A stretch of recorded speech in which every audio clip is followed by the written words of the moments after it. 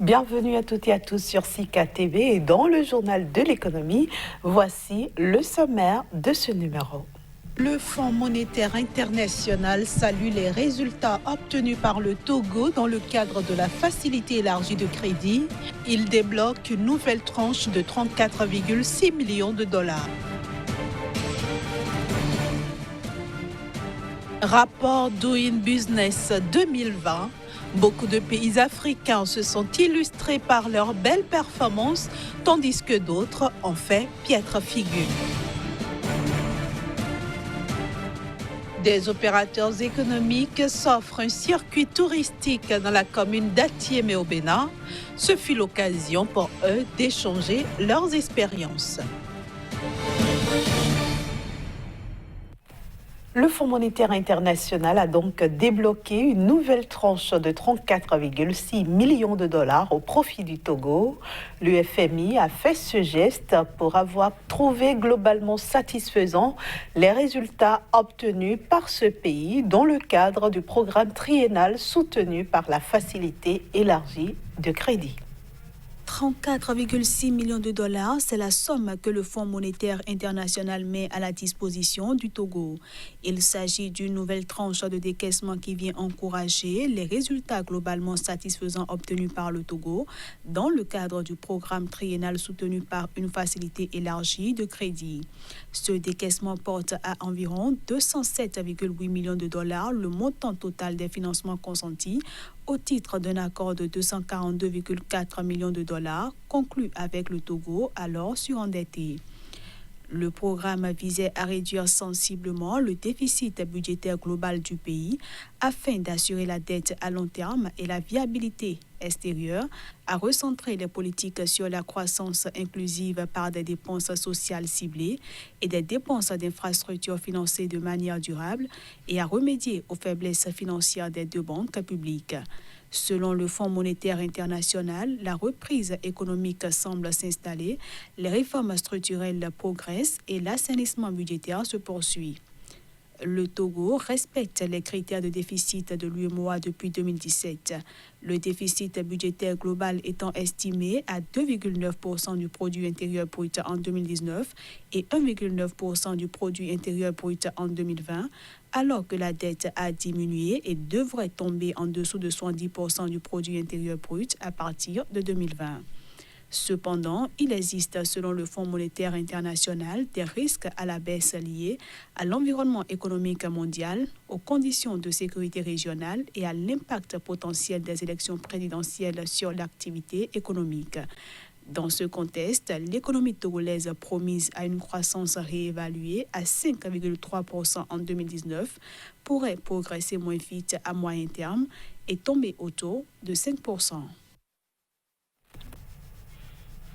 Intéressons-nous maintenant au rapport Doing Business 2020. Certains pays, comme je le disais en titre, se sont illustrés par leurs belles performances, tandis que d'autres ont fait piètre figure. C'est le cas par exemple du Lesotho, classé cette année parmi les moins bons élèves du classement.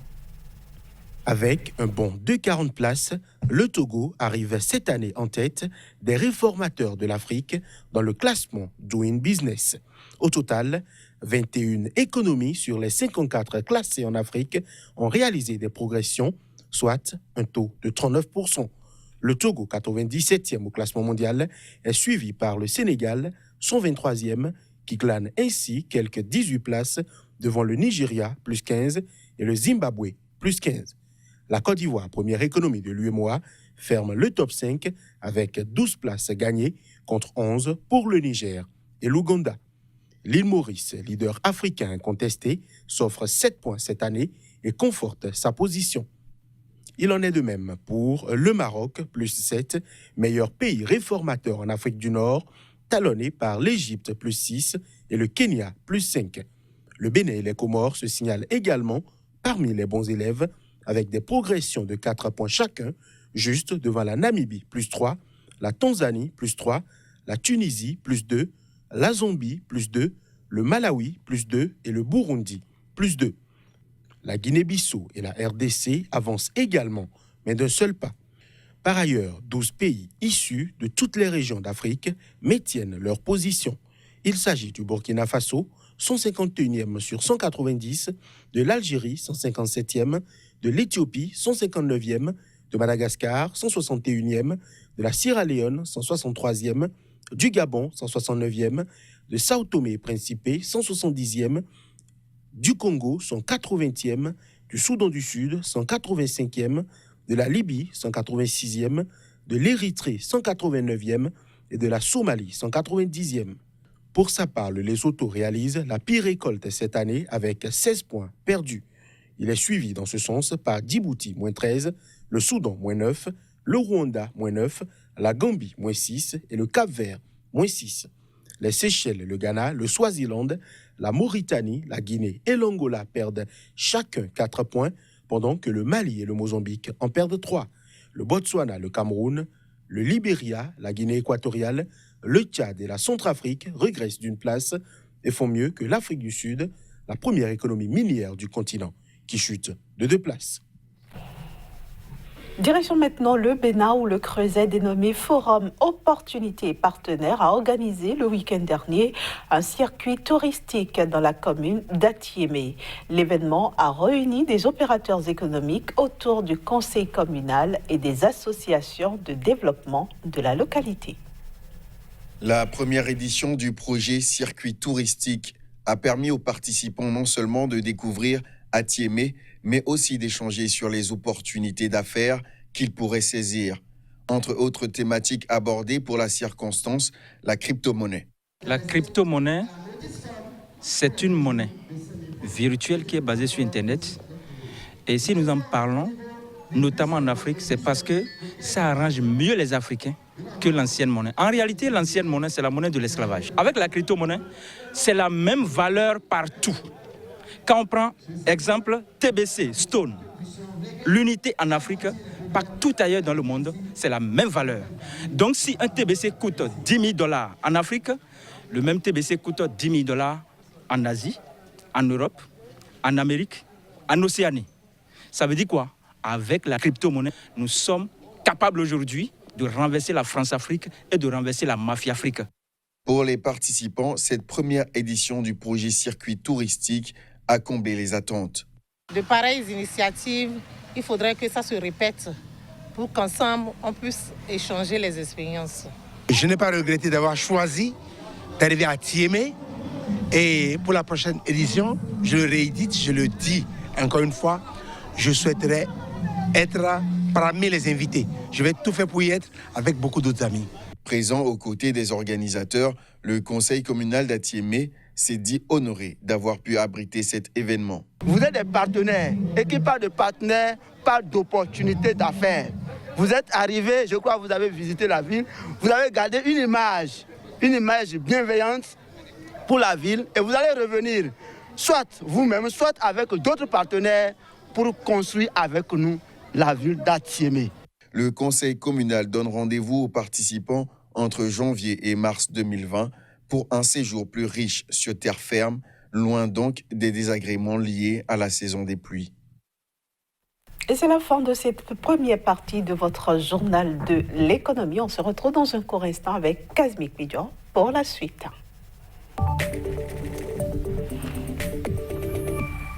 Bonjour Casimir et bienvenue à vous. Bonjour Inès. Aujourd'hui, vous nous emmenez au Gabon où le gouvernement a adopté en Conseil des ministres sa loi de finances exercice 2020. Qu'est-ce qu'on peut en retenir ? Merci Inès. Il faut déjà retenir que le gouvernement gabonais a donc retenu 3 330,77 milliards de francs CFA pour le compte de l'année budgétaire 2020. Ceci reste encore une prévision car le peuple n'a pas encore donné son onction donc à cette intention-là. Il faut déjà dire par rapport à l'année 2019, ce budget est en hausse de 9%, soit 3 33,42 milliards pour le compte de l'année 2019. On note ici une augmentation de 297,36 milliards de francs CFA. Autre chose qu'on peut également noter dans ce budget-là, ce budget comporte 2 points essentiels. C'est la forte hausse des dépenses d'investissement pour le compte de l'année 2020. Le Gabon projette donc investir environ 132,2 milliards de francs CFA dans les infrastructures. En tout cas, c'est ce qu'on apprend du ministère de l'économie et des finances de ce pays. Deuxième point fort donc de ce budget-là, c'est le rééquilibrage donc des dépenses publiques. Le Gabon veut poursuivre donc les réformes allant dans le sens donc de l'amélioration des conditions de vie des populations en réduisant donc le train de vie de l'État, et ceci va se poursuivre pour le compte de l'année 2020. Donc voilà un peu ce qu'on peut retenir en termes de nouveautés, en termes de performances notées au cours donc de l'année, enfin projetées pour le compte de l'année 2020. Vous avez évoqué, Kazmi Pédio, les dépenses d'investissement. Elles seront les plus importantes de cette loi de finances. C'est bien ça, Inès. Les dépenses d'investissement seront des plus importantes pour le compte de l'année budgétaire 2020, et selon donc la loi des finances en étude en ce moment à l'Assemblée nationale, il faut déjà dire qu'au total, 513,2 milliards de francs CFA sont prévus donc pour le compte de l'année 2020, contre 381 milliards pour le compte de l'année 2019, soit une augmentation de 132,2 milliards, je l'ai dit tantôt. Et selon donc la répartition, la clé de répartition, la provenance donc le financement donc de cette cagnotte financière viendra de 4 types, de 4 cagnottes au niveau du budget. Il y a les ressources internes à hauteur de 220 milliards de francs CFA, soit 42,9% du total. Et il y a le financement extérieur, c'est donc l'apport à travers donc le marché financier, le marché domestique et aussi le marché donc international à hauteur de 246,1 milliards de francs CFA, soit 47,9% donc du total. Il y a aussi le partenariat public-privé qui permettra donc aux Gabonais de participer donc à ce financement à hauteur de 30 milliards de francs CFA. Voilà ce qu'on peut noter en ce qui concerne donc ce mécanisme de financement que le Gabon compte donc mettre sur pied pour le compte de l'année 2020. On aura cité aussi, le ministre de l'économie et des finances a cité aussi l'apport donc des partenaires techniques et financiers, les dons et autres donc apports à hauteur de 17,1 milliards de francs CFA pour donc boucler cette cagnotte de 132,2 milliards de francs CFA. On constate, Kazmi Pédio, que l'État gabonais se tape encore la part du lion. À quand donc véritablement un budget qui va tenir compte des aspirations du peuple gabonais? C'est vrai, Inès, 2051,70 milliards de francs CFA au total seront donc injectés en termes de fonctionnement de l'État pour le compte de l'année 2020. Et ceci paraît un peu excessif lorsqu'on prend donc un total de 3330,77 milliards de francs CFA. Alors le Gabon continue donc pas excéder, pas donc montrer un certain nombre donc de confort en ce qui concerne les dépenses publiques, mais que voulez-vous, depuis 2019, le pays a pris de nouvelles options. Ça va prendre du temps avant que véritablement l'État ne puisse réduire véritablement son train de vie pour participer à une gestion citoyenne, pour participer véritablement aux questions donc de développement au niveau de ce pays. En tout cas, selon la loi des finances, selon les intentions, selon les observations donc émises par le ministre de l'économie et des finances et son collègue donc du budget, 2020 verra donc la réduction d'un certain nombre de choses, et certainement que ces mesures se poursuivront en 2021, 2022, pourquoi pas en 2023, pour voir véritablement le pays amorcer le développement tel que souhaité par les Gabonais. Alors finalement, Kazmi Pédio, comment entrevoyez-vous l'année budgétaire 2020 au Gabon?